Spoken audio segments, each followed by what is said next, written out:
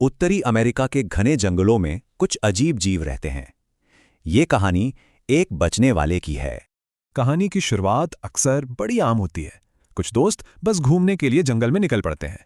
ये कोई paranormal experts नहीं थे, बस आम लोग थे, मदद और सेलफोन सिग्नल से मीलों दूर।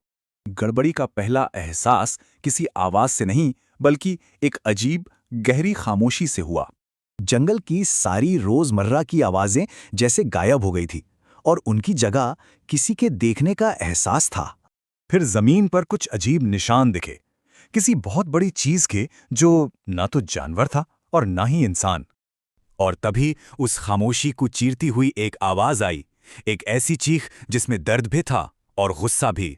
इस जीव का सबसे खौफनाक हथियार दिमागी खेल है। ये अपनों की आवाज की नकल करता है। एक सर्वाइवर ने अपने दादा की आवाज सुनी, जो उसे जंगल के और अंदर अपनी तरफ बुला रही थी। पर यह उसके दादा की आवाज नहीं थी। ये एकदम परफेक्ट डरावनी नकल थी, जिसका मकसद सिर्फ भरमाना था। बच निकलने वालों ने बताया कि उन्होंने अपने उन दोस्तों की आवाजें सुनी जिन्हें वो जीव ले गया था। सर्वाइवर्स को बस उसकी एक झलक ही मिली, पर वो एक झलक ही किसी बुरे सपने जैसी थी। इंसानों से कई गुना बड़ा, भेड़िए जैसा सिर और पीली चमकती आंखें। ये एक अजीब मिश्रण था। उसकी आंखों में किसी जानवर वाली मासूमियत नहीं थी, बल्कि एक अजीब सी पुरानी नफरत और भूख थी।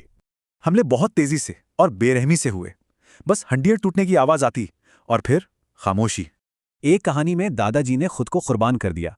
वो उस जीव को दूर ले गए ताकि बाकी लोग भाग सकें। जो बच भी गए, उनके लिए जिस्मानी जख्म कुछ भी नहीं थे, दिमागी सदमे के सामने। उस वाकये की यादें उन्हें कभी नहीं छोड़ती, उनके सबसे शांत पलों में भी पीछा करती हैं। बचे हुए लोगों की कहानियों से एक पैटर्न और एक चेतावनी साफ नजर आती है। उनका संदेश साफ है, ये एक जाल है जो इंसानी जिज्ञासा और हमदर्दी का फायदा उठाने के लिए बनाया गया है। उसे देखने का मतलब है ऐसी हकीकत को मानना जो समझ से बाहर है, क्योंकि अगर उसकी नजर किसी पर पड़ गई तो बचना महज किस्मत का खेल है।